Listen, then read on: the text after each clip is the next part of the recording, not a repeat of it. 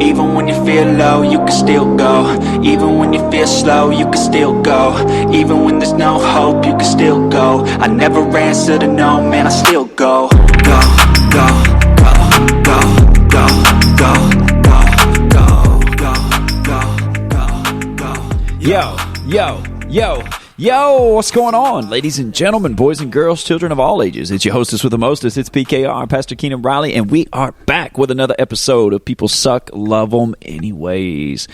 And as always, I am joined by my sidekick, Nick from the dark side. Nick, what's happening, my man? From the dark side. Yeah. I guess I am wearing a Jack Skellington shirt. You know, that's about as dark side as a Christian can get. I'm going to tell you, boy, back from where I'm from, man, you would have some people to say that you were demonomically. Shoot. You can tell where he came from. Just from saying that. Just from down backwoods, boy. You don't know nothing about me where I'm from. Need to cast that demonic out of that boy over there. Oh, he wearing listens that Halloween to shirt. Yeah, exactly. He listens to rock, reads Harry Potter, and wears skulls on his T-shirt. He's definitely possessed, bro. Possessed. You are possessed. Possessed by a spirit that it ain't the Holy Spirit. It's a spirit, though. Yeah, there you go, man. So, yeah, I feel like... God, I love spooky season. I just love, like, making Christians uncomfortable. Yeah. That's true, man. My God's not big enough to fight off that. People, man, I tell you, I love some straight up spooky season because of those pumpkins, bro. I love those pumpkins. Pumpkin spice? No, to hell with pumpkin spice. It is not that bad. No, man. I'm down with those marshmallow pumpkins, bro. Marshmallow pumpkins? Yeah, those marshmallow. Gosh, what in the Glasgow are you talking about right now? It's like candy corn, but it's pumpkins, bro. Anybody who likes candy corn is possessed. Like, if we're on that topic right now. Oh man, I used to put candy corn is from Satan. I used to put the candy corn in my teeth and act like I was Dracula. So I guess, see, possessed. I was going to say, so people would definitely be probably praying for us. We probably just need to stop this and just start another episode maybe, and because it's not getting off on the right foot for Happy sure. October, man. everybody! It is October 6th. It is October, man, and I'm trying to type it in just to show you a picture really quick. I think I actually know what you're talking about. Yeah, right there, man. The Barracks. mellow cream. Barracks. They're not Obamas. No, not Barack. Oh, BRACH. I thought you said Baracks, and I was like, bro, they ain't Obama's pumpkins. Pumpkins. Yeah, man, like for sure. Talk about someone who's possessed. No, I'm joking. We're not going to get into that. We're definitely not going down that road, bro. But yeah, that's definitely, man, my favorite time, and you know, I know that I'm definitely going to get some rocks thrown for sure, man. But Charlie Brown. I got a rock. I thought you were talking about the Charlie Brown pumpkin or the big from pumpkin. That. That's what I'm saying. It's from that where he's like walking around and everybody gets candy except for Charlie Brown. He's like, I got a rock. I'm a huge I'm a huge man, like scary movie, like horror movie type person, man. And everybody turned us off. I know, yeah, right. All the per se Christian people just turned their back on me and said, "I'll never listen to you again, man." Which is fine. Cheers. I'll see you in heaven one day. Maybe we'll talk about it. Yeah, right. Yeah, right. Maybe we'll be there. Yeah. I had to take a drink of water, but it was awkward silence for about three seconds. But yeah, man.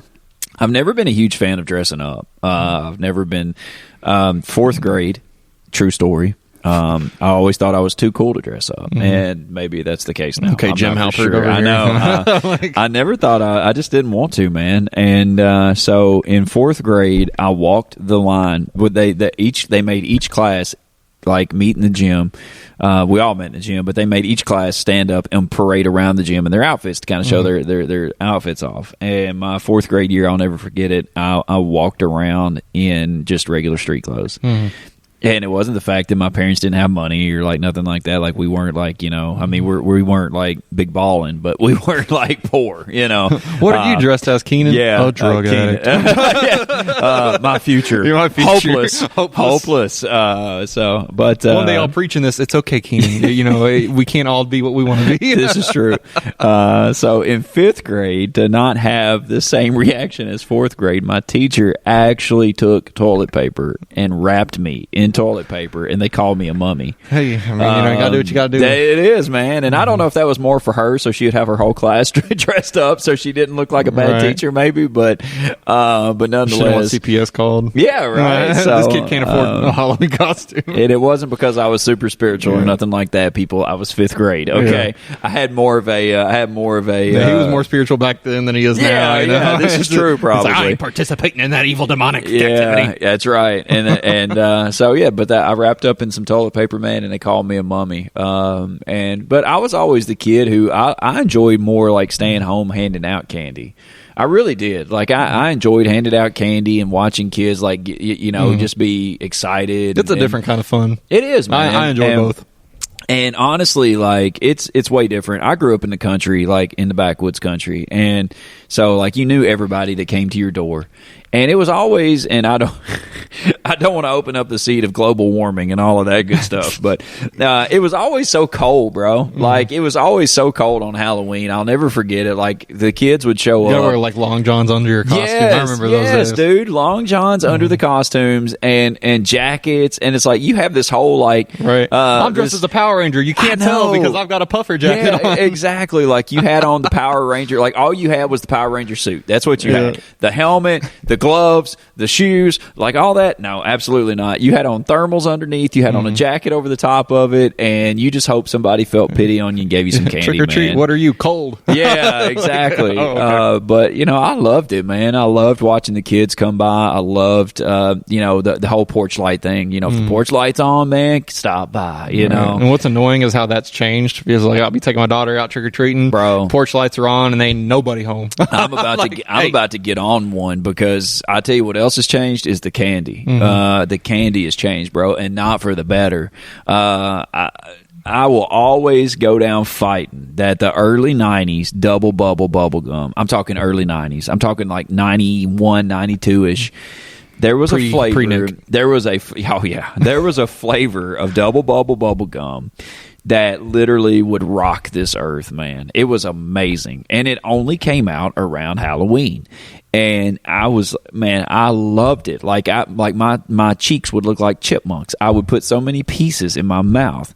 And the double bubble you get now, today, is not the same recipe. It is not the same makeup. It is not the same thing.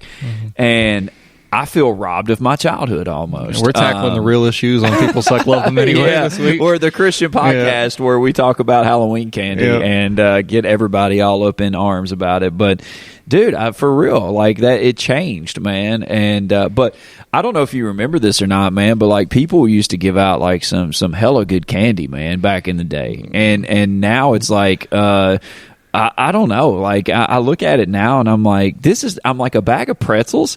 I would be like, those stupid popcorn balls. I just call some people out. So people are like, well, I guess I'll take pretzels. I ain't gonna I'm not. Like, no, man, forget you. Like if you what about chocolate covered pretzels? No, absolutely not, bro. No, like, you may as well give me a mini bag of carrots and some Hidden Valley Ranch. Like get off me, bro. Get off me. Get off me, man. Yeah, like, there used to be a guy or family we would go where we usually go for trick or treating. Like there was this house towards the end of our route that would always hand out like he had like stuffed animals and books. I was like, man, this is awesome. Like, I mean, I got candy. I got like a bucket full of candy, and then I get a toy. That sounds like a pedophile's house, it probably was. I think he was a doctor, actually. Oh, which that doesn't mean anything. You say, you say what you want to say, bro, but you giving out stuffed animals and books. I mean, that sounds like story time right there, man. Right. Like the poor kids who didn't have parents walking them around. Yeah, exactly. Come in, I'll give you a book and a stuffed animal if you stay with me. No. See what happens. No. That's a whole nother situation right there, man, that we don't really need to get into. But we're done into it at this point. Yeah. But, if this is your first episode of People Suck Love Them Anyway, we're not always this crazy, but we usually are. Yeah, we usually are, man. But I do think too that we've said this a million times, but man, just being real. I think just taking down that facade of, this is a preacher, this is a youth pastor, this is a church podcast, or this is a Christian podcast. And it's like, no, man, we're still just everyday people regardless. And I preach twice a week, bro, but I'm a person every day, all day. And I think it's important for people to be mindful of that, to be relatable, that, you know, outside of a pulpit or outside of a class or of a service, you know, like we're just real people. And this is conversations that we have, whether we're on camera, off camera, you know, whatever the case is. And I'll be 1,000 with this one too, is that, you know, I think we need to be more real. Mm-hmm. I do. I think we need to be more relatable, and allow people to see that you can, I think, have fun. You can have conversations, which is what we were having before we actually started this podcast. We were having another podcast that we never tape or we did publish. tape it, but I doubt I'm going to post it. It's true. We'll put it that way. But I think, you know, it's important to show people, man, that, like, you know, that outside of church and outside of the service and things like that, that you're just a real person, and that you can talk about things. It's so, I get blown away at people who, like, will talk about something and maybe I have knowledge of it. There's some things I don't, but you know, some things I do all right at. But and like I'll say something about it, and they're like, "What?" They're like, "You know that?" And I'm like, "Yeah." I mean, what do you think? Do you think I just go home and like shut myself in a bubble, you know, until that's what next you're supposed Sunday? to be doing as a good Christian? And I know, just, right? Like you know, you leave church and then you lock yourself in the prayer closet until work the next day, and then you come home and then lock yourself in the prayer closet. Yeah, exactly, man. You just be a slave for Christ at that point, absolutely, man. And all that. But yeah, I'm not. I do love Jesus a lot, and I do try my best. Occasionally, and but you know, for the most part, man, I just think we're real human beings, and I think that we even talked a lot about it today in the service, that, you know, being real and being relatable, man, is something that not a lot of people in this area like. No. We figured out, no. But that for the broader spectrum that's out there of people, I think being real and relatable and just kind of letting your guard down and say, "Hey, I'm a human being, man. You know, heaven forgive me. I watch a scary movie. Heaven forgive me. You're opening the door to hell. Yeah, heaven into your life. I know. Heaven forgive me if I eat some candy pumpkins. You know, heaven forgive me if I enjoy giving candy to kids. Heaven forgive me. You know, that's obviously the worst thing you could possibly do. Dude, you know? Yeah, exactly, man. You know, so yeah, we're going to lump some Halloween candy right up there with crack cocaine. So absolutely. You know, so I don't know, man. Like I just feel like that as people, as individuals, I'm not saying go home and you know, get out a Ouija board and you know, like summon the demons or anything. But that's kind of my line. Right. I've drawn that line right there. But I mean, like, you know, I don't know, man.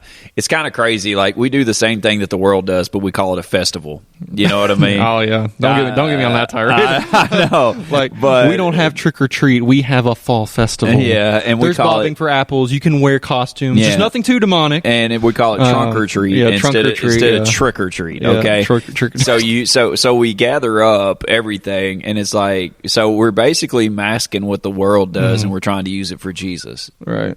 But robes of righteousness. Yeah, right. But if you go out and trick or treat on, it's crazy. Mm-hmm. Like, think about that. Like, we want people to come into our church parking lot, and it's like, what makes it Jesus? Because it's the church parking lot. Ground. You're on holy ground. Yeah, exactly. Yeah. I mean, that's basically, we paved down a forest to build this church, but we're on holy ground now.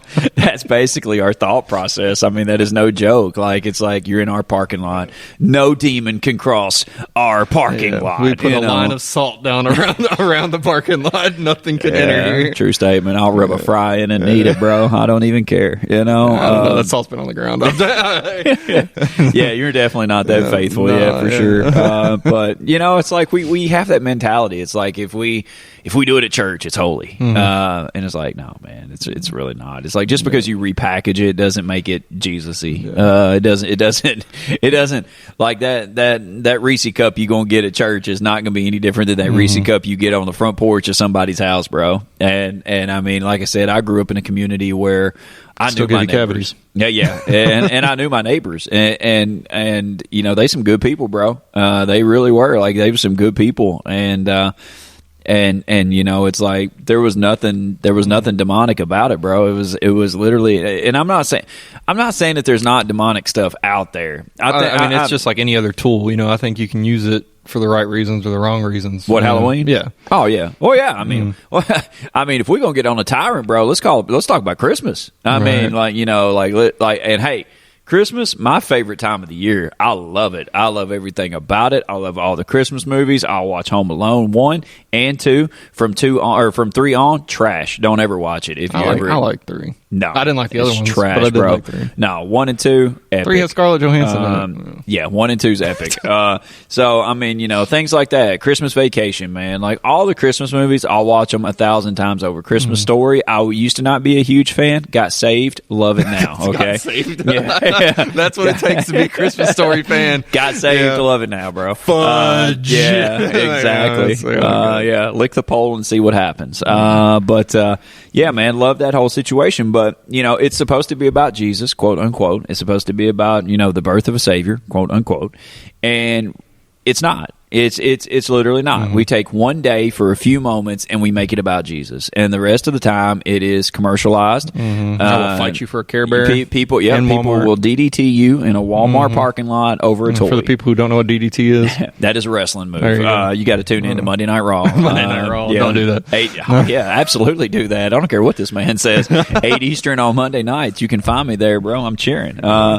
But you know, people will do it, man. People, and it's like, oh, praise Jesus, a Savior is born. Give me that toy, you know. And it's like, come on now. Jesus gave me the strength to fight this lady for this toy. It's the same thing, you know. It's literally the same thing, but because it's, you know, supposed to be the Christian holiday, it's like, oh man, there's nothing bad about, you know, there's nothing demonic about Christmas. Oh, it's Krampus. It's Jesus' birthday, you know. And it's like, nah, bro. Actually, like, people are really mean around the holidays. People treat workers like garbage. What's crazy? I mean, like they say, Christmas is like the most depressing time of the year. You know, like there's the most suicides around Christmas and all that kind of crazy stuff too. It's pretty cool. Oh my God, you just gonna devour that whole donut in one bite over there. I didn't devour the donut. The donut actually fell on the mic. I don't know if you heard it or not. But somebody was probably like, "What was that?" Yeah, right. That was a donut. But yeah, people, man, like, it's depressing because like it's commercialized. It's money. It's living up to the standards of the previous year. I fell victim to that, and I still do to an occasion. I spit on my mic a little bit, but you have to wash that later. I know, right? My wife and I are like, how do we outdo last year? That is always our mindset. How do we outdo last year? And sometimes eventually they bought their kid a house in a few years. Yeah, absolutely, and that's why I work 92 hours a day, every day. And but no, really, we started changing our mindset a couple years ago. Because it had gotten to a point where we ourselves were spending boatloads of money on the kids. And then we're blessed enough to have both of our parents on both sides, you know, still. And so we were going to our Christmas. We were going to, you know, my wife's mom and dad's Christmas, my mom and dad's Christmas. And, like, my kids were getting at every location from multiple people. And yeah, right. And by the time you got it home, there's just junk everywhere, man. Right. Like, just junk everywhere. And the kids are going to outgrow it, you know, in 3 months, 6 months, whatever the case may be.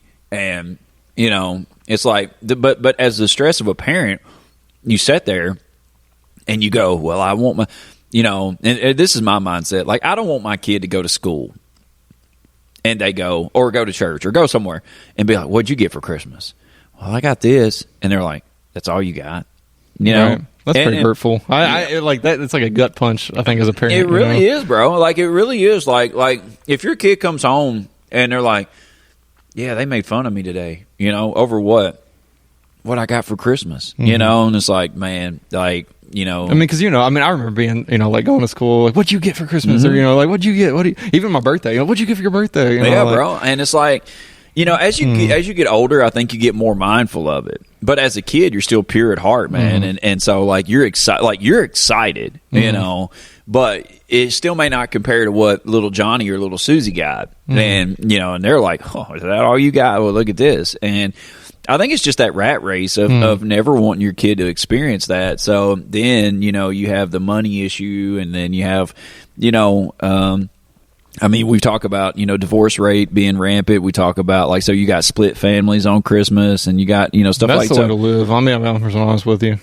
That's what? I mean, to have like multiple sets of parents around the holidays, I would see it as a hassle. Now, as a kid, I mean, well, that's what I'm saying. As a kid, Yeah, you're just up. like, I'm racking up. Yeah, oh yeah, absolutely. All the presents. It's like, hey, marry somebody else again and get divorced if you don't care. So I would love to have a fourth grandparent to go, grandparents' house to go to.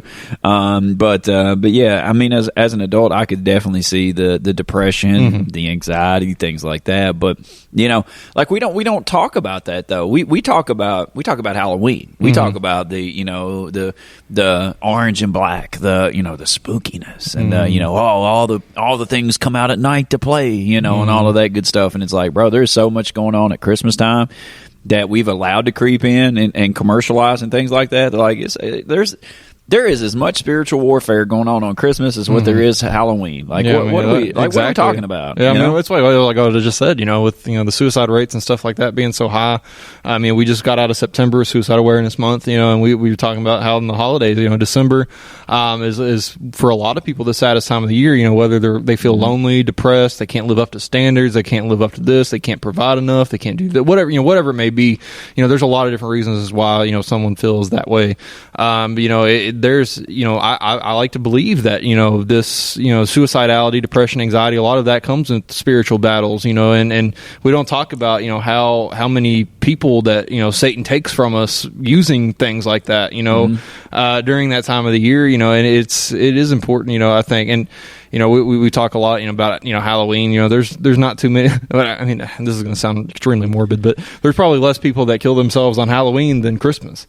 And it's, just people dealing with those emotions and things like that, it's a different, atmosphere. To show you how on the same wavelength I was and how my mind works, I was going to make the statement, I bet there's more suicides on Christmas than what there are murders on Halloween.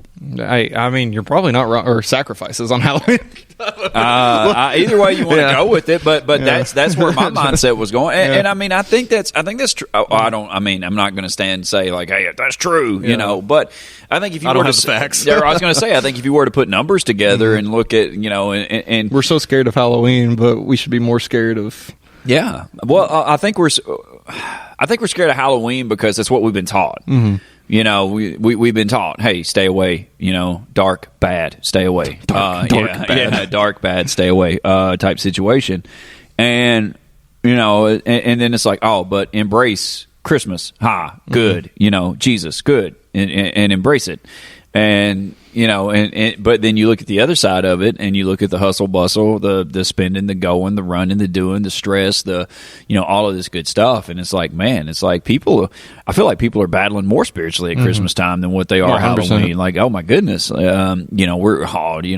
It's like we're on guard during Halloween, but not around Christmas. Well, I think to a certain extent, but I also just think that it's more of a stigma. It's more of a stigma in the Christian community not to celebrate Halloween. And Satan on Halloween's just kind of sitting back laughing at us, and then on Christmas he's like, all right, it's time to go. Yeah, and then it's like, his knuckles, and then like, let's fight. And then like, at Christmas time it's like, have a holly jolly Christmas. It's like, no, actually I'm not. The bank account's upside down. I just opened a new credit card. I'm thousands of dollars in debt to buy presents for people who I could have just bought stuff for myself. Exactly. Me and my wife just literally had a knockdown drag out over kids and money and traveling and everything else, and and it's like, so it's like, no, man, it's not the most wonderful time of the year. Sometimes it's a literal disaster. For some people it's definitely not the most wonderful. I mean, some people like legit, honestly, there are some people who Christmas time is their least favorite time of the year. They feel the most lonely, they feel the most stressed, they feel the most anxious,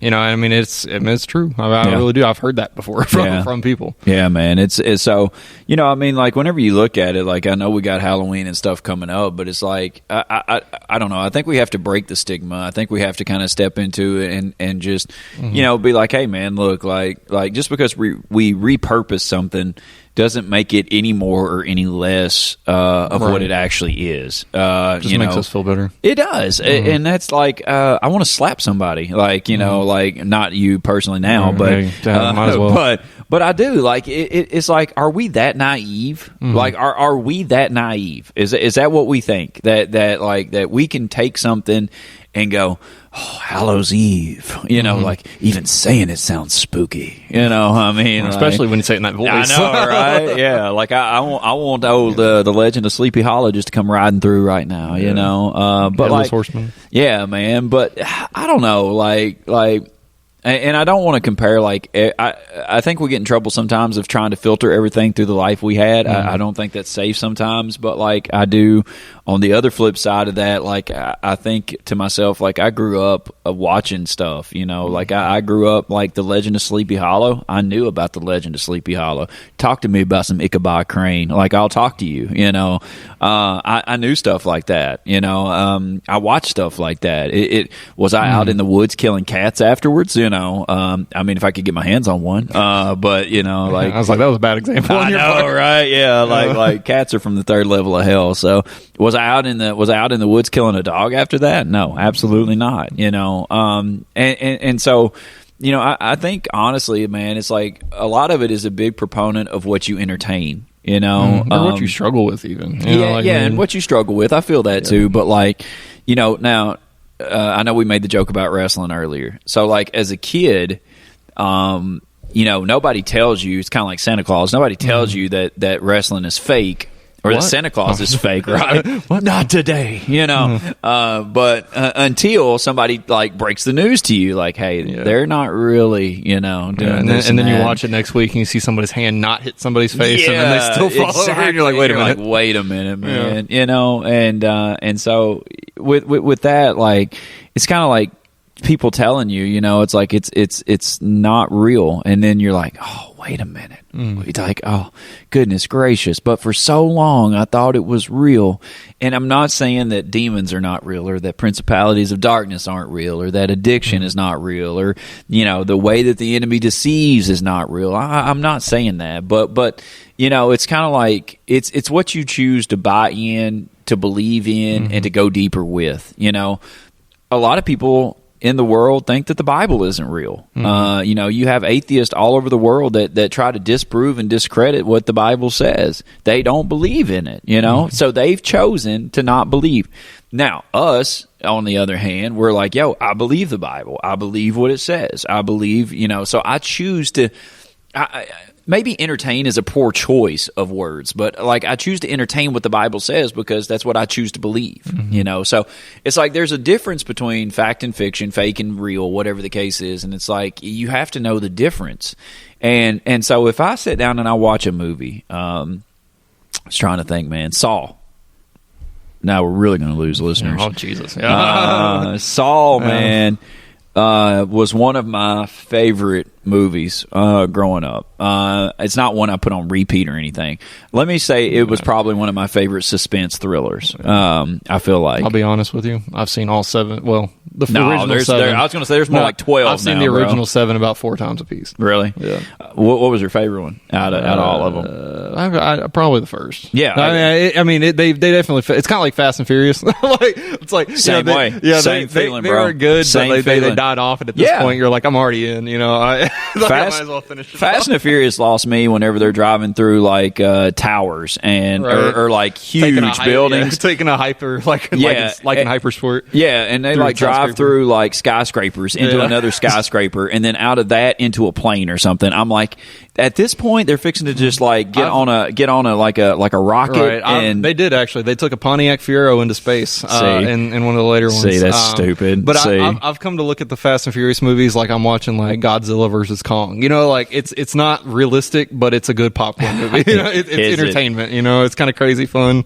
But the first one, it was all about street racing, all about family, stealing TVs from cars. Yeah, like it was the basis of like of what I felt like street racing was. Okay, and so you take that and then it's like you build on it. But anyways, like Saw, man, was so suspenseful. It was so crazy. Like, you spent this whole time trying to figure out, like, building this backstory and everything. And then the most epic part of the movie, when the guy gets up that's in the room and literally walks out and shuts the door, you know, and it's like game over. Yeah. And it's like, man, I was like, epic, dude. So epic, bro. Like, it's so epic. But anyways, but you know, watching that, it's like, I chose to watch it, yes, but I also choose to believe the reality that I do not live in that situation. You know what I mean? And I think that's where I'm kind of like, you have to know your line.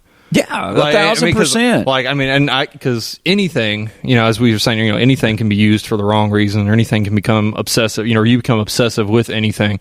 You know, like I said, I watched those movies 4 times a piece, and I became obsessed with them. I mean, you're talking about, you know, middle school. I mean, if anybody's ever seen a picture of me in middle school, I was goth as all get out.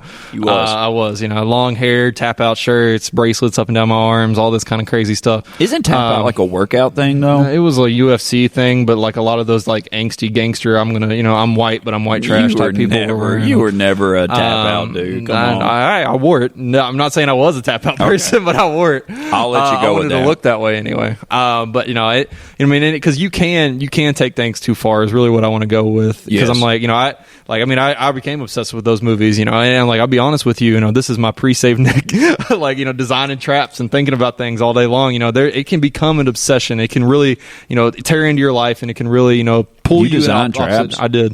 You know, but you know, it can really pull you away. You know, there is a bad side to it. You was really effed up, wasn't you, bro? I was. There's a lot of things. There's a lot of things you don't know about me yet. But My God. But you know, and it was like there was just a lot. You know, I said it can become obsessive. You can take things too far. You can go too far with things and think too far into things. I did not. I'm not Jeffrey Dahmer.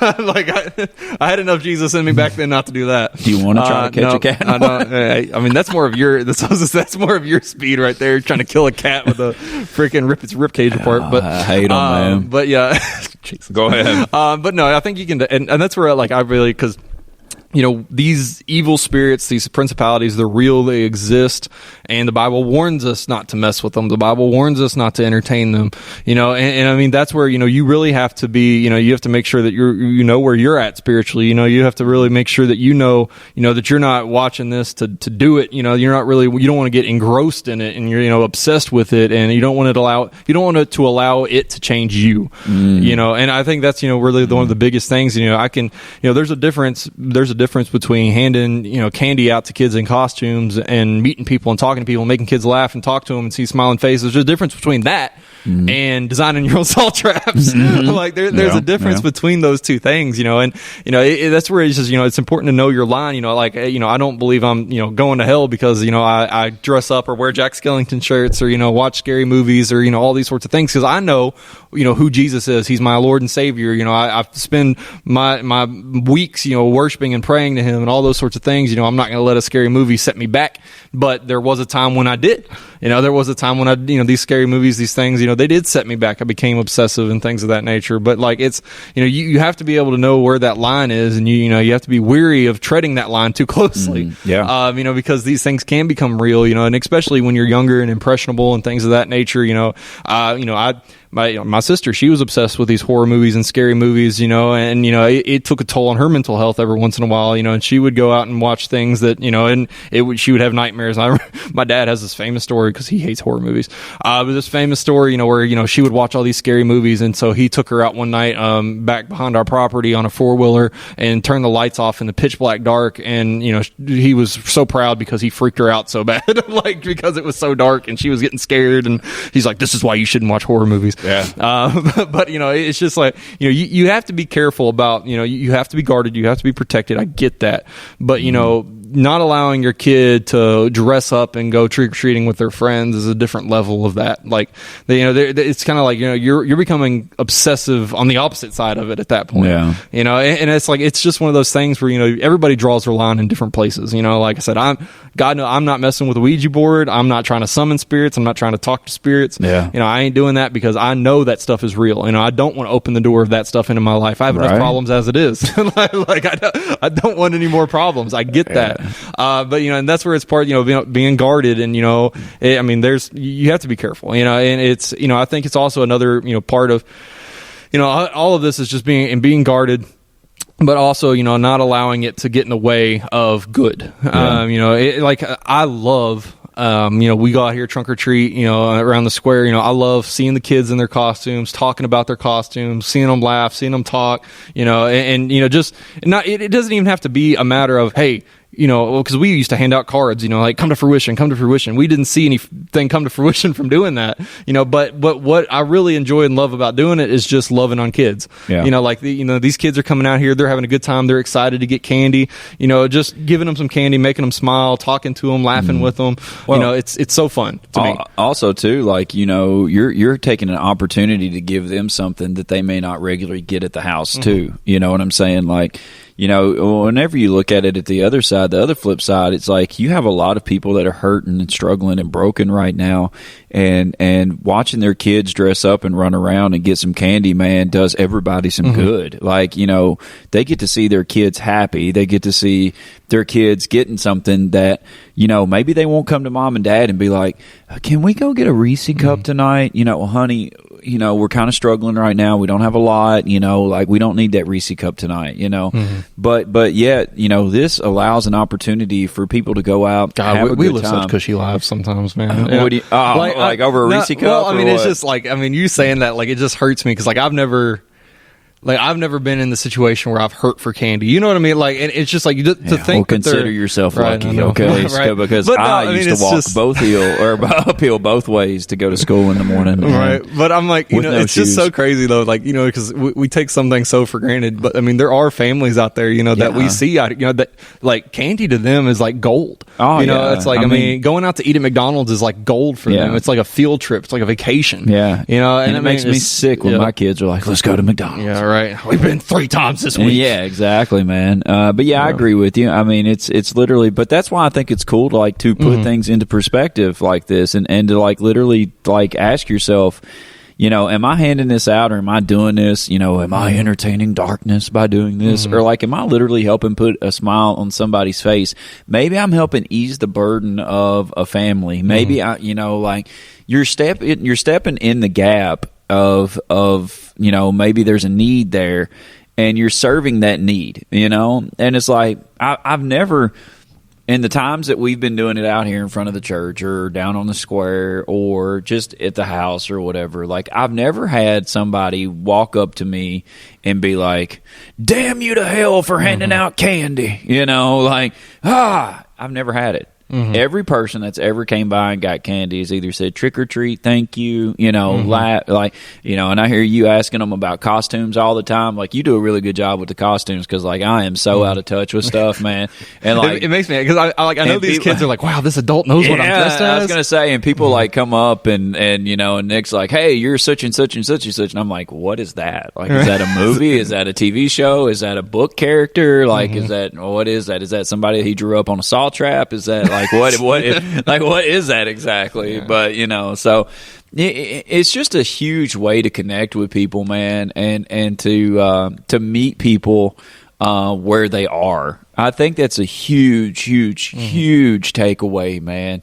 It's Jesus was always about meeting people where they were.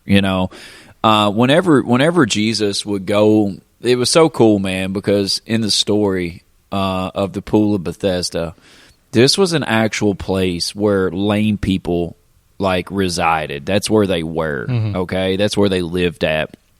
And the Bible says that ever so often that an angel would come down and stir the waters, and that whoever made it to the waters first would be healed.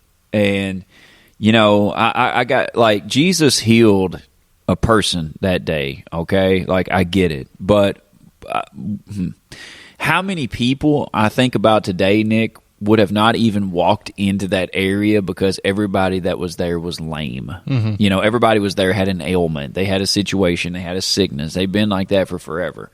And it's I never seen Jesus skip an opportunity because of the environment. God bless America. I swear, bro. One day,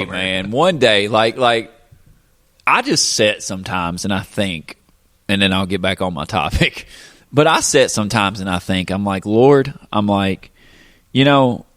I feel like that we have some really good stuff. I do. I feel like that we have some really good stuff, whether it's preaching, whether it's the podcast or stuff like that. And I'm like, I think to myself, I'm like, Lord, if you could put us on a level where we could reach some people, we'd be dangerous. You know, like we would be dangerous. I sit back and think about that sometimes, and I'm like, Lord, you know, I'm just waiting on you, bro. All right. Like, and as you preached about today, are we ready? Yeah. Are we ready for it? Bro, I've been ready. I got the G5 gassed up The there. G5. Yeah, up there. Yeah, man, we're ready to go touchdown over in Hawaii and serve some people, bro. Yeah, in a luau, right? Yeah, In the a people of Hawaii are hurting right now. But yeah. What was I talking about again? Jesus being in situations that other people wouldn't walk into. Yes, Jesus never skipped a situation over the environment, and so that's, man, like for us, you know, Halloween is not going to go away. I hate to tell y'all that. Like, no matter like how many prayer warriors come together in unison and pray away, hold hands in a circle, pray the way the spirit of Halloween, burning books in the middle of it. Wait a minute, this sounds like a yeah, right. It's a Greg Locke service. It's a Greg Locke service. We're sacrificing a virgin. Which one of the two is something going on here? But no matter how much we pray about it, it's not going away. I'm not saying embrace it and again, like, you know, go all out with it. But what I am saying is that, again, Jesus never skipped an opportunity because of the environment. So he always found a place to work in it somehow, some way. And maybe it's not the fact of that we need to repurpose and have trunk or treats or have, you know, fall festivals or things like that. Maybe it's just the fact of that we need to embrace it for what it is, step into the gap and try to change the people that we can and try to reach the people that we can. And that's always been my mindset.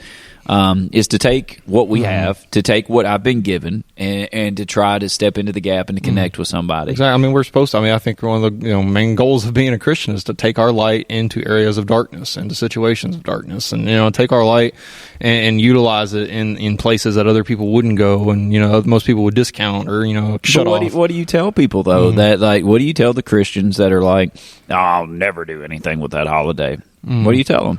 I mean, we had this conversation, I think, actually, like slightly before our podcast, just talking about how some people just, they pick something, they run with it, and they get stuck. They put all their support and time and effort behind something, and that's their whole identity. Christians are guilty of cherry picking the Bible and then standing on that verse, like. To hell with the other 65 books. Right. I want to go to this one book, this one verse, and that's what I'm going to designate preach my on whole it because life it got me 6,000 TikTok views yesterday, and I'm going to keep building on it and going at it. We pick these hills and we die on them, and we in the process we end up losing people as a result of it. We've talked about that before. We get on. Like, I mean, we've already said his name once, but, you take like Greg Locke or you take, some of these other pastors that, they're so vehemently against something, they're posting videos. What does that mean? It's like very aggressively against something. I knew you were going to ask that question.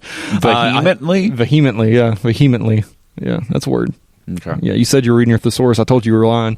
I told somebody, I said I read it every time I open up the back of the car and move it. So, Oh, God. But anyway, we forget a lot of times how when we take very, very strong, and again, not to say we shouldn't take strong stances against things, but when you take a very, very strong stance against something, you're basically pushing the other side away. Yeah, but we got so much crap we can talk about, though, man. I know, there's so many different things. Christians, what are Christians passionate about? Name something. Buffets. That's only Baptist. I mean, that's Christian. Well, I was going to say that's debatable, but we're not talking about Catholics here. No, right? We've lost everybody today. Yeah. We're off. The wheels are off. We're off done. the wheels. Yeah, to those people over in Cali who listen to us this week, you're welcome. So, right. Yeah, absolutely. We'll never get a download in California again. No, this is what they live for, ain't it? It could be. I had a really good discussion with somebody this week about the death penalty. And it's a tough one. It is. Because the same people, and by the way, my stance has not changed on this, but, I had to, it's kind of crazy because I hadn't really had this conversation in a long time. And somebody came to me the other day and they were like, I'm not for the death penalty. And I'm like, I said, well, I'm not either. And they looked at me, they're like, what? There's two of us, like it lives among us, but I was like, I'm not really that passionate about it either. And they're like, well, why not? And I said, my personal stance and belief is that, the same people who fight for life in the womb are the first people who stand up and say, kill them. I mean, they've been doing that for years. And they've been doing it for, and it wasn't kill them, it was lynch them. Yeah. It was burn them. It was burn them, hang them, do whatever. And, I'm like, we talk about the sanctity of life, like, life starts in the womb. I agree with that. Like, I agree with that. But I also don't think that you can stand on a hill on one side or a mountain or whatever you want to call it and be like, let's save all the unborn babies. And then on the other side of the hill go, damn them to hell, cut their heads off, shoot them in the head, electrocute them, whatever, because they made some bad choices. I just don't see how you can stand on. But the Bible says eye for an eye. Yeah, well, it also says a lot of stuff you ain't living, Cujo. So so we got some stuff to talk about. That's what I'm saying. Like whenever I say we got some stuff to talk about, like whenever you say pick a verse or pick a this or pick a that, I feel like we are so guilty of doing that. Like literally picking one verse or picking one topic or picking one subject and literally living it out to a point of where, like you said, instead of it's like we gain 2, but we miss 1,000,000, and it's like, and then we call it a victory. Oh, and I had to catch myself, like I'm not saying that because the saying is, well, if he at least saved one, it's been worth it. It has been worth it if he saved one, but don't let me miss 1,000 by going after one. Right. You know what I'm saying? Push away 1,000. Yeah, don't let me push away a whole group of people just so I can go after my best friend over here. Like there's other people that need Jesus, and that's where where I want to understand the Bible better. I want to understand Jesus better, where we get off with things like that, where, it's like, oh man, like let's save all the unborn babies because they don't have a voice. But at the same point in time, hey, you're voted guilty by a group of peers and you will experience the death penalty. Well, who am I to decide when somebody dies? You know what I'm saying? Now, a murderer, yes, a murderer in the regards of somebody like that's exactly like they decide when somebody else dies. But says thinking about the sin is just as bad as doing it. Yes, exactly. And so I mean, Jesus is very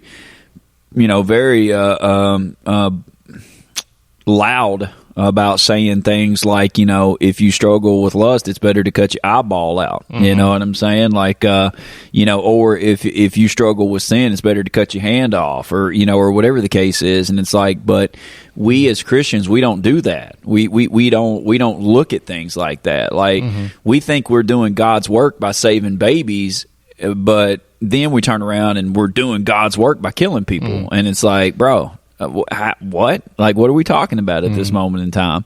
It's like both of those examples. God's trying to tell you, or Jesus is trying to tell you to take personal responsibility for your sin. Admit it, take accountability for it. Say, hey, this is something you struggle with. It's your job to get it right. I think it'll be a good question one day, man, to stand before God, and I mean, in this aspect, we won't ever really know. I don't feel like, but I think it'll be a good question to like step back and ask and be like, the people that have voted for death penalties and things like that, and the people that put people to death, if they've cut their life short, and not given them the capability to ask Jesus into their heart and life, then are they just as bad as the people that they're putting to death? Yeah,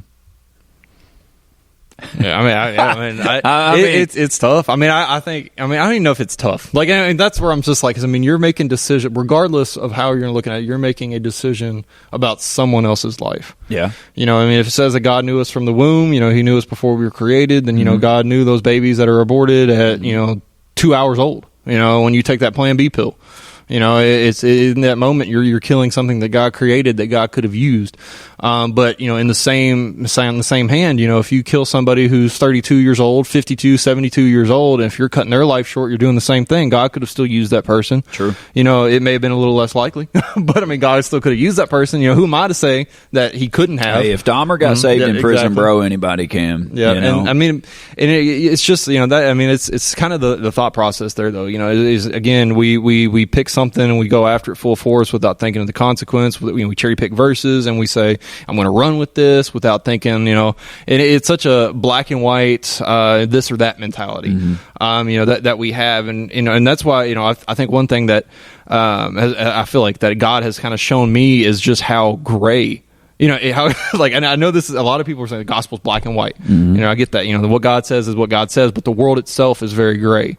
There's a lot more situations that, you know, we can't really come up with the exact right 100% answer to sometimes. You know, we have to kind of think out of the box. We have to think about things in a different light, you know, because to me, you know, unless you think, you know, say, you know, unless you think the death penalty is murder, or you think the death penalty is just, you know, that's a black and white mentality. You know, it's one way or the other. Unless you think abortion is murder, you think abortion is, you know, justified, you know, that's a black or white mentality, this way or that way mentality. But Well, then you is it start though? asking, you know, it's like, that's what I'm saying. You know, is it a black and white mentality? You know, but then, you know, you start to ask yourself the question, because in between black and white, you know, there's gray. You know, like, so, you know, you believe in a lot of what we do as Christians is we try to take somebody who's, you know, believing, you know, side A and try to convince them of side B. But in the process of doing that, we have to take them through, you know, A.1 or A.2 or A part 3. You know, we have to get them through that gray area to help them understand why this is that way. Yeah. You know, and I think we're afraid of the opposite happening. You know, we're afraid of somebody who believes in abortion convincing us that it is okay,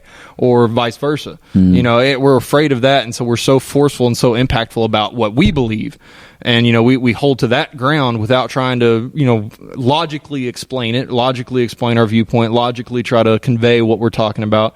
And we're just vehemently, you know, I'm going to use that word again. We're vehemently for, you know, this thing right here. I just feel like you're like mixing like vomit and heave together. I'm just saying. That's not Vehemently. accurate, but okay. But Like, I feel like you just want to be like, yeah, you know. yeah. I mean, it's a very Go ahead. it's a very loaded word. It's, you know, it's getting you thinking about vomit. I mean, I feel like it's a pretty strong emotion that's going up in your head. But you know, it's like, you know, then we get into the whole argument. Everybody, you know, argument. You know, I'm going to get, you know, super detailed here, but everybody, the argument about abortion. Well, what about rape?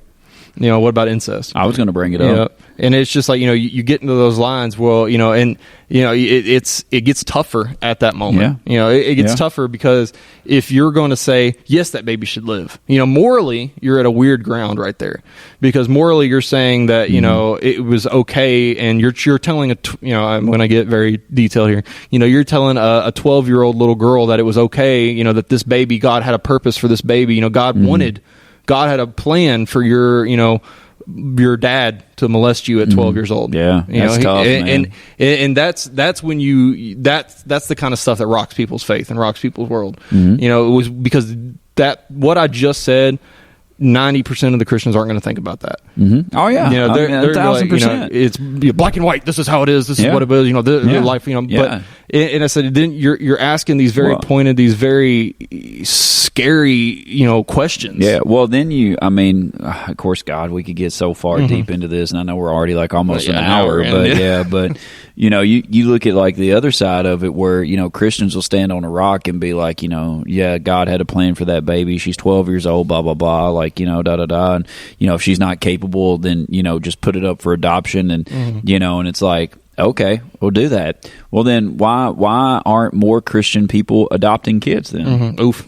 You know what I mean? We don't talk about that. We don't talk about it. We don't talk about that. We don't talk about situations like that, because it's like, it's like, oh, it's somebody else's problem. Which opens up a whole new can of problems. I know. It's like we try to. It's like, it's like we try to tell you what to do with your body, but then we won't be there on the backside to support. You know, and so the black and white to me. And then there's people who say the father in that situation deserves the death penalty. I was going to go down that road for a minute, man. I mean, we only got so long to talk, but yeah, I mean, like, yeah, there will be people on the other side. Is like, he never deserves to take another breath. That in his baby should life. live, but he should die. Yeah, exactly. There are people who have that exact mentality. When I said that story, people were thinking that. I guarantee. Yeah, absolutely. And so then you're playing judge. Mm-hmm. Then you're playing God, and that's not what we're called to do. We are not called to play God. And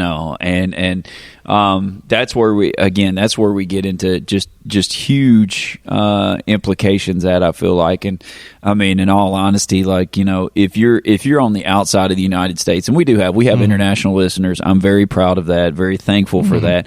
And so if you are, and if you're laughing at America, so are we. Well, that's what I was going to say. Like, if you look at America and see the shambles that we're in right now, it's truly because we've tried to play God. Like, I truly believe this with all of my heart, and so much so I even had this conversation like 2 days ago with somebody. I said, America is in a God complex right now. It's not the fact of that we have drifted away from God. We have become God in our lives. We have become God over our lives.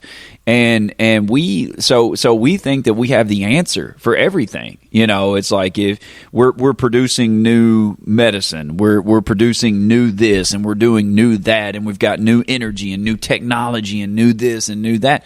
And we've eliminated God in the process, so now we're God. And so, yes, I mean, I agree that it's drifted us away, but like, I think it's not the fact that we've drifted, it's just that we've replaced God with ourselves and with our own capabilities. And that's the reason why we're in the shambles we're in right now.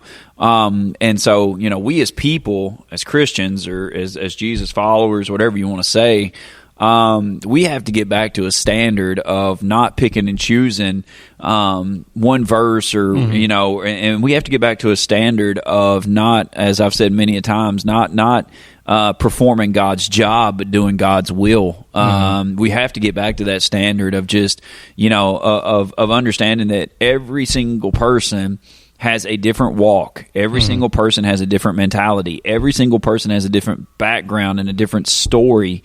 Every person is different. And so, for us to be like, and God knows that, because God knows every person intimately. Like, God knows their heart, God knows their thoughts and their processes. Like, God knows that. We don't. So for us to sit on a hill and be like, that person deserves to die, or that person deserves to live, or that person is evil, or that person is holy, or that person, this holiday's evil. yeah. I mean, truly, I mean, yeah, like for us to sit back and do that, that is God's job. That is God's job. Our job is to love people, tell people about Jesus, pray for people, be a smiling face, try to be the best we can be, and do the best we can do. That is our job. And that shouldn't change depending on what time of the year it is, what holiday it is, what the type of people you're hanging around. I was going to say, where you're at, who you're with. Exactly. That shouldn't change, and that's really the guiding principle in our lives as Christians. And I think that's just what I kind of want to end with, because I mean, we're running at about an hour already, but it's been a chock full episode, that's for sure. We've been talking about all kinds of crazy stuff. So if you hung in with us for that long, thank you. Yeah. If you have thoughts, comment, share. Man, yeah, do whatever you need to do. If you're out in Cali, hitting that download button, man, telling, I love to see that, man. Yeah, I love to see that, man. Was you able to see, I don't want to get way too far off topic in closing, but was you able to see like pinpoint, or was it just California? It was LA. I mean, it was Los Angeles. Also LA. Yeah. Shout out to my peeps, man, out in LA, bro, for real. Call us out. The Angels. Yeah, well, they suck. But call us out, man. We'll come see some palm trees and go down Rodeo Drive once or twice. Connect us with the agents over there. And I feel like, I don't know, does everybody in LA know someone famous? I mean, I think so. Is that how it works? So. I know the Kentucky Headhunters. They're pretty famous. They won a Grammy. Hey, they won a Grammy, and they live down the road from my mom and dad. So shout out, man. So nonetheless, we love you so much. We thank you so much. We hope that you got something out of today. I mean, honestly, I know that you're like probably thinking like, man, they went all over the place, but I really do think there's some golden nuggets in there as to how to deal with Christianity, how to have a relationship with Jesus, and how just to be good to people in general. So yeah, till we see you again, we love you so much. We thank you so much, and be blessed. Even when you feel low, you can still go. Even when you feel slow, you can still go. Even when there's no hope, you can still go. I never answer to no, man, I still go. Go, go, go, go, go, go. As always, this is PKR, and for my sidekick Nick, we say thank you very much for hitting that download button on People Suck, Love 'Em Anyways. Be sure to tell a friend, tell a family member to hit that download button as well. And as always, we say thank you. Be blessed. Even when you feel low, you can still go. Even when you feel slow, you can still go. Even when there's no hope, you can still go. I never answer to no, man, I still go. Go, go.